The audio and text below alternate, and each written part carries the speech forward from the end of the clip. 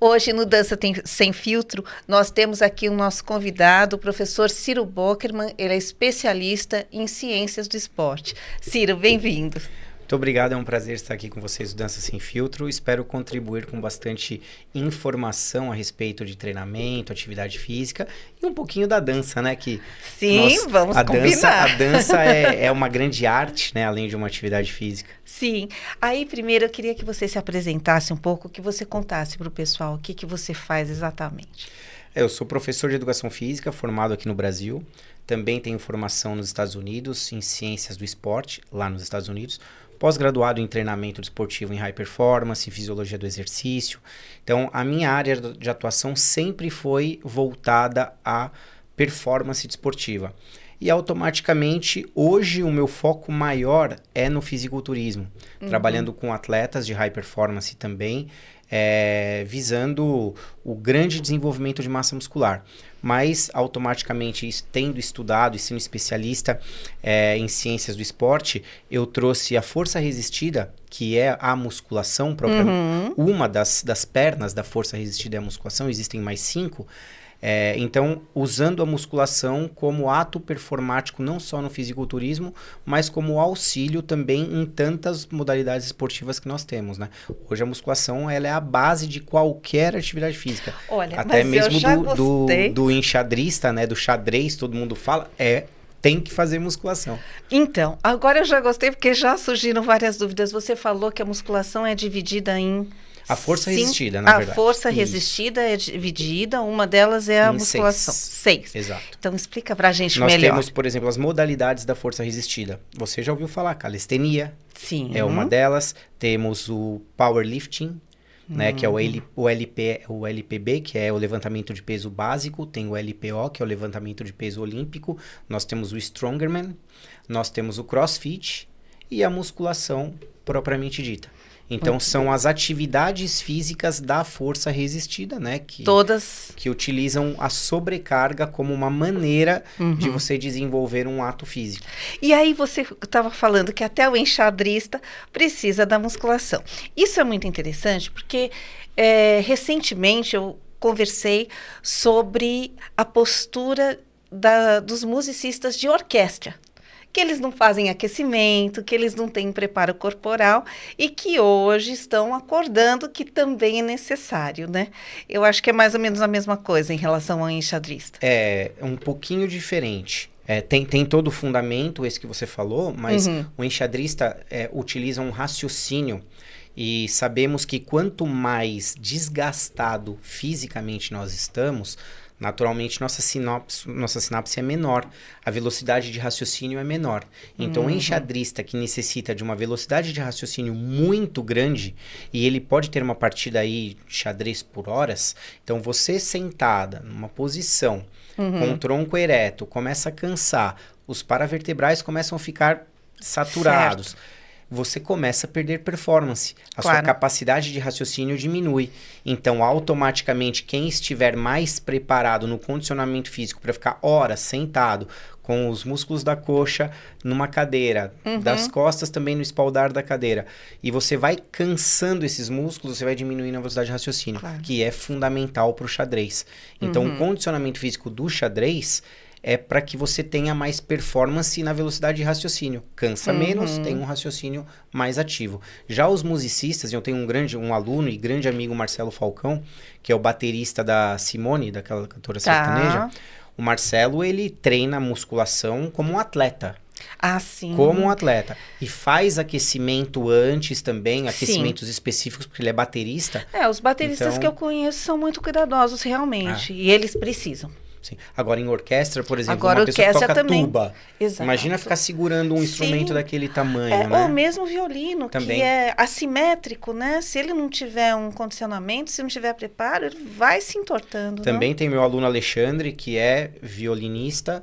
Ele teve há 4 ou 5 meses atrás, ele teve que ficar 1 mês parado por conta de uma bursite no ombro na posição, Claro. segurando o violino, que é leve, mas horas Sim. e horas, todos os dias tocando. Exato. Então, o condicionamento físico, a musculação é fundamental para a saúde orgânica de qualquer um. De qualquer um, porque Né? todo mundo vai ter alguma atividade Claro. e uma postura X É isso. que vai exigir, né? Muito bem. Então, agora vamos falar um pouquinho das dançarinas. Vamos lá, claro. Bom, dentro dessa necessidade que todo mundo tem, você que trabalha tanto com essa coisa da preparação física, não vamos falar ainda de competição, tá? Porque eu adoro competição, a gente vai chegar lá.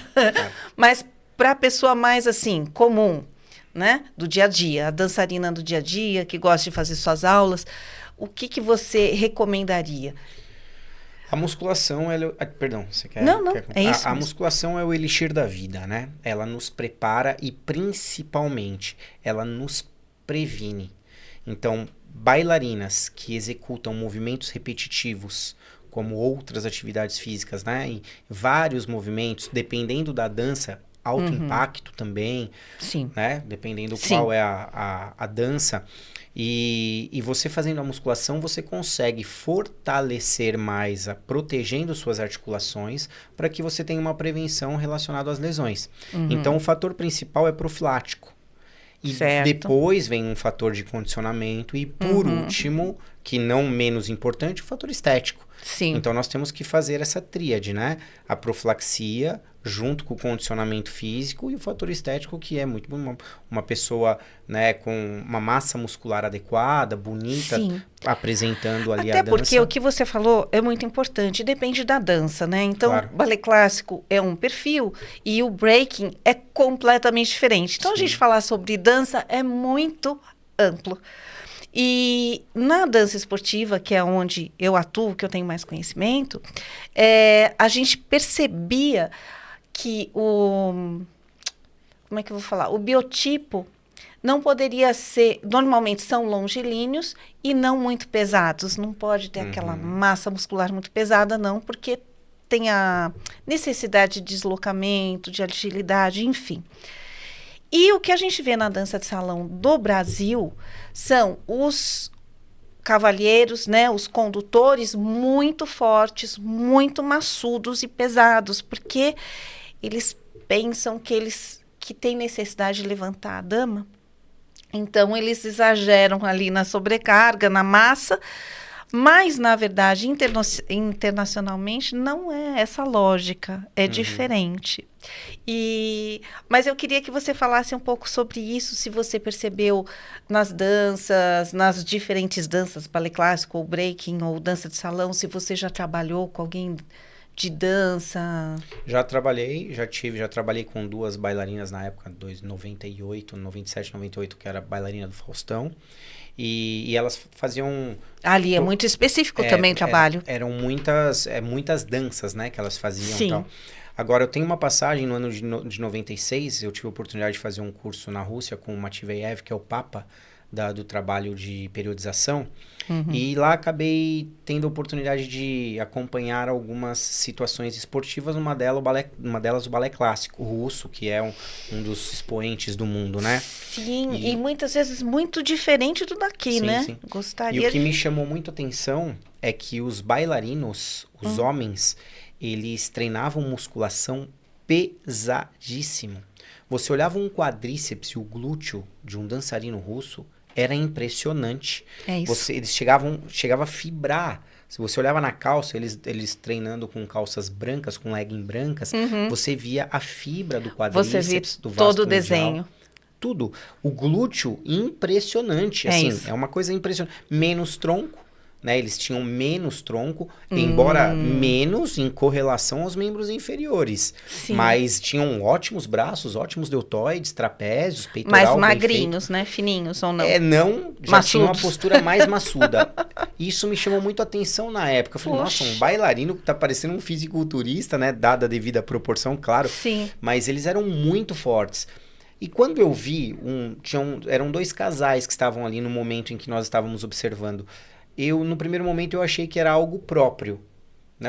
Existem biotipos diferentes. Claro. Mas depois, acho que 2 ou 3 dias depois que nós estávamos lá, e aí tava praticamente toda a equipe, de umas 20 pessoas, todos tinham o mesmo perfil. Muito interessante. E aí me interessante. chamou a atenção, eu fui Muito conversar com o professor, e ele disse que na Rússia não importa, na época, né? Não importava qual era a atividade física praticada como modalidade esportiva. Entendi. A musculação era o princípio e origem de tudo. Então, todos treinavam musculação pesadíssimo. Olha, e automaticamente, performaticamente, eles tinham aquele resultado físico, né? Sim, e também... Sem deixar travado, sem deixar sem mobilidade, como muita gente fala, tem massa muscular. Exato, travadão, né? Fica com o braço limitado, e eles não, muito pelo contrário. Super flexíveis. Claro, mas eu ia te perguntar, peraí, o que era? Não, que eu ia te falar aqui, você sabe que na dança esportiva, e isso em arbitragem também é muito importante. Então, quando você vê a pessoa dançando de costas, você vê toda a musculatura desenhada, e é assim, posteriores absurdos, costas, as pernas, tudo absolutamente desenhado e muito forte. Isso é muito legal. Mesmo assim, eles são leves. Sim, claro. Eles são ágeis, e é isso. Mas muito interessante, porque eu fui esse final de semana num restaurante russo, o Ciro. E eu olhei pro um dos rapazes, dos garçons, russo mesmo, mal fala português. Mas que menino lindo e com um tipo de bailarino. Eles têm mesmo um biotipo, né? Tem. Longilíneo, lindos e você já fala, é feito para dança, já nasceu para dança.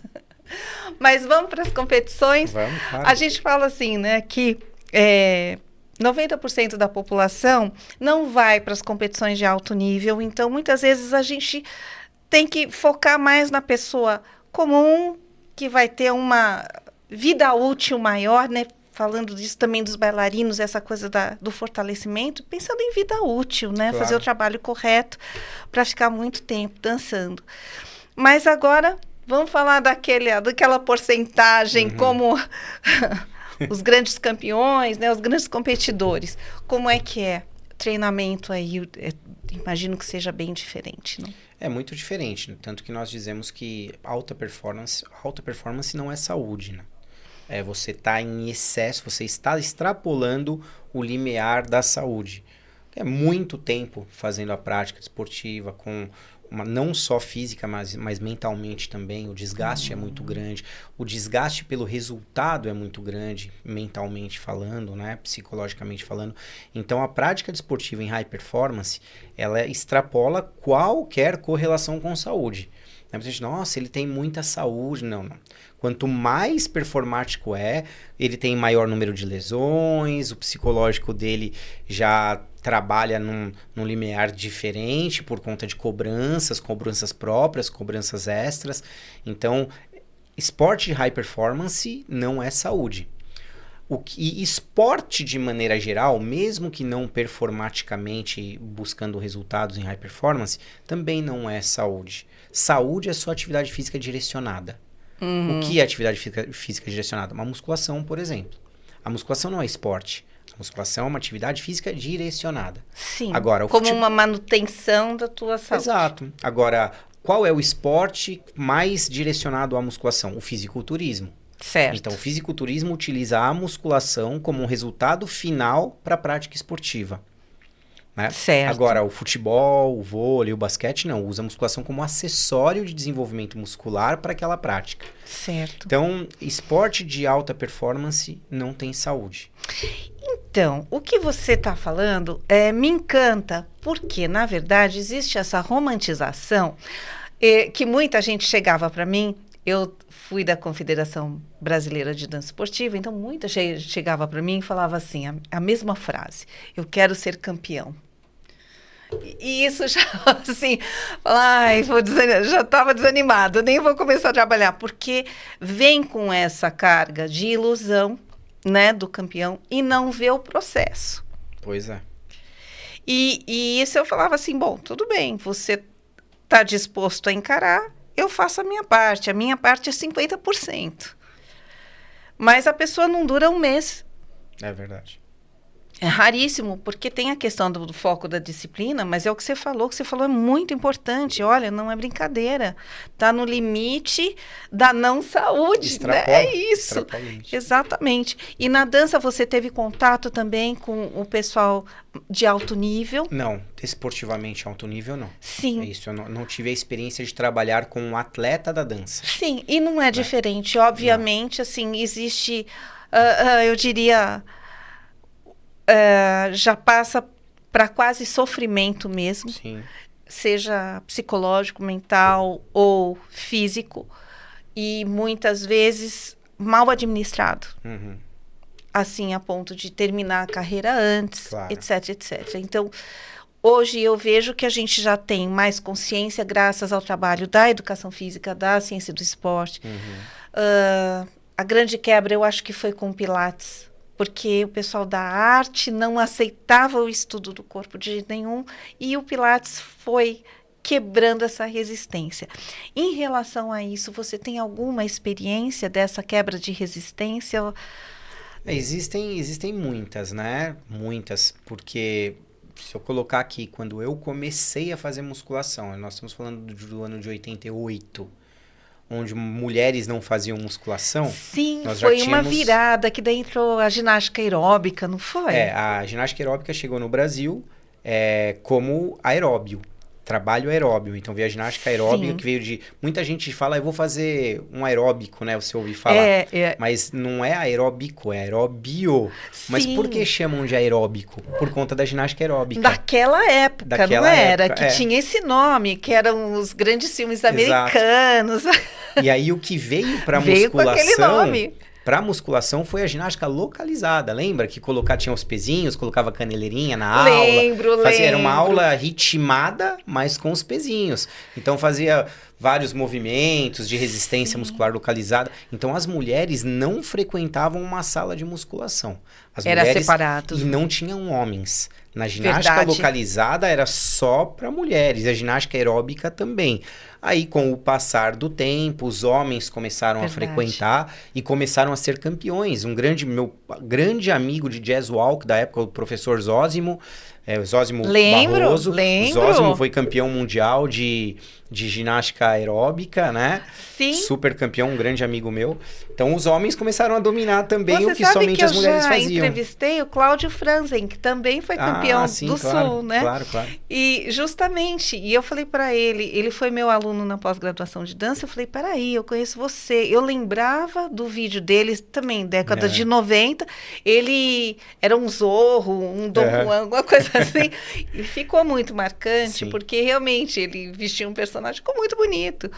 Mas foi um momento de virada ali, não? Foi. Os homens, as mulheres, elas não faziam... Primeiro que era preconceituoso, né? Era uma questão de preconceito. Depois, era a questão da mulher falar assim, eu não quero fazer musculação porque eu não quero ficar masculinizada, eu não quero ficar como um corpo de homem. Verdade. Então, primeiro era o preconceito. A partir do momento que algumas começaram a fazer... Aí já entra um lado de performance. Não, eu não quero fazer musculação porque eu não quero ficar forte como um homem, com o corpo masculinizado. E naturalmente isso foi quebrando. Hoje, falo isso com toda tranquilidade, mais de 60% das pessoas ativas nas academias são mulheres. Mais de 60%. Em musculação. Não tô nem falando em outras modalidades. Mas aí a gente esbarra em outra questão. Estética. Claro. E emagrecimento, talvez. Sem dúvida. Estética e emagrecimento. Mas o que nós estamos falando num período de 30 anos para trás, onde existia um preconceito... Sim.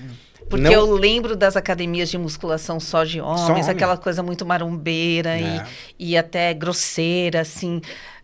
uma mulher nunca entraria no ambiente dele. Eu lembro que eu passava na Avenida Santo Amaro, tinha uma. Nossa, eu era nova. A musculação foi quebrando paradigmas. Primeiro foram as mulheres. Aí as mulheres adquiriram espaço e começaram a fazer musculação. Depois, os idosos. Não, os idosos... Demorou, mas nós sabemos o quanto é importante por conta da sarcopenia os idosos fazerem musculação. É remédio para um idoso. Né? E hoje, que é a última barreira, que eu já defendo isso há muitos anos, e que é uma última barreira também de, não digo preconceito, mas falta de informação, de conhecimento, as crianças. Crianças. Então, hoje a musculação é para Todos, não importa a idade. Claro que uma criança tem a idade mais adequada, mas eu falo que não é somente a idade, é o perfil. Você não vai botar numa sala de musculação aquela criança com 7 anos que ela já pode começar, mas a criança é uma tentada que vai jogar o peso no chão, vai quebrar um espelho. Sim. Né? Tem uma questão de educação que é importante pelo ambiente que ela frequenta. Então, mas falando de idade, uma criança com 7 anos, ela já pode começar. Os russos, nessa mesma viagem que eu fiz, que foi um divisor de águas na minha vida, nós vimos crianças com 5 anos fazendo musculação na Rússia. Só que eles utilizavam cabos de vassoura, não era de vassoura, mas como se fosse, aqueles cabos cilíndricos de madeira. E as crianças faziam supino, por exemplo. Olha. E aí, conforme eles iam evoluindo, começava daquele jeito todo. Aí, conforme eles iam adquirindo a propriocepção, e fazendo certinho, para motivar essas crianças, eles começavam a colocar anilhas de madeira levinha, praticamente não tinha peso, só para motivar. Agora, quando existia a quebra do desenvolvimento, né, da sinapse, principalmente do desenvolvimento dessas crianças, e eles começavam a jogar carga, eles já estavam 10 anos na frente de alguém que estava começando. Em todas as atividades com movimento. Começando ludicamente, executando movimentos de propriocepção. Sim. E com isso eles se desenvolviam mais rápido do que os outros. Então a musculação não é só o fato de você colocar um monte de sobrecarga para ter hipertrofia e a pessoa ficar forte. Não, é um desenvolvimento cognitivo também. Sim, mas o que você está falando, eu gosto muito, porque eu tenho batido muito nessa tecla em relação à dança, educação física na escola, porque eu falo, gente, uma criança que só fica sentada e o foco da escola só no cérebro, a criança não tem autoconhecimento, como que ela pode estar feliz, como que ela pode estar se desenvolvendo se ela não se conhece, se ela não sabe a extensão do braço, que é a propriocepção que você está falando.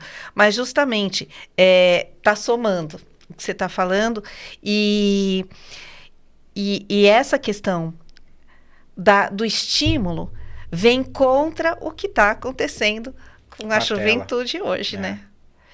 E isso, o que você pode falar mais? Porque, assim, é um assunto que interessa muito, essa questão da criança hoje, o ambiente escolar e a falta de estímulo que você viu na Rússia. É encantador ouvir. É encantador. Infelizmente, por conta falando de Brasil, e eu tenho a possibilidade de viajar o mundo inteiro, então a gente já adquire algumas experiências. Infelizmente, falando de Brasil, por conta de segurança, as crianças estão cada vez mais enclausuradas, né?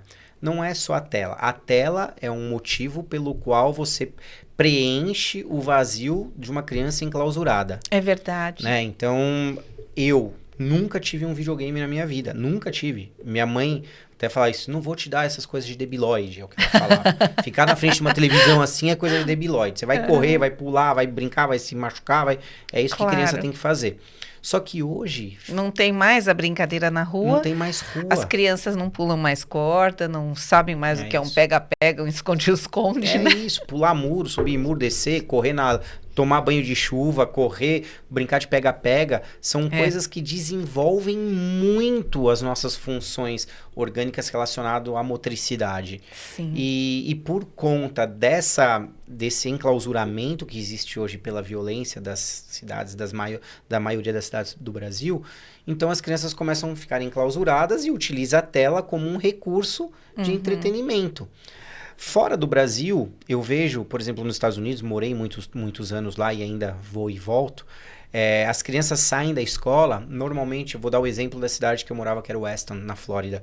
As crianças saíam da escola, elas iam para o YMCA, que é um clube, uma espécie de clube, e lá nesse clube, eles tinham todo tipo de acesso a atividades físicas. Tudo que você possa imaginar. Rolar, pular, saltar, dançar... tudo que você possa imaginar, essas crianças tinham. Não era na rua, mas todos os dias, pós-aula, eles iam para esse clube executar essa parte motriz, né? Tão importante. Então, infelizmente, o domínio da tela está sendo direcionado para uma criança como entretenimento por fuga. Porque uma criança, infelizmente, hoje no Brasil está cada vez mais complicado. Sim. Talvez algumas famílias também, por pai trabalhar, mãe trabalhar e também dificulte, né? Eu conheço algumas famílias que têm uma situação econômica que é mais privilegiada, que põe o filho em clubes, né? E aí nos clubes tem, mas qual a porcentagem, né, da população, né, Carla, que tem isso? Então, a gente tem visto assim que existem políticas públicas, né?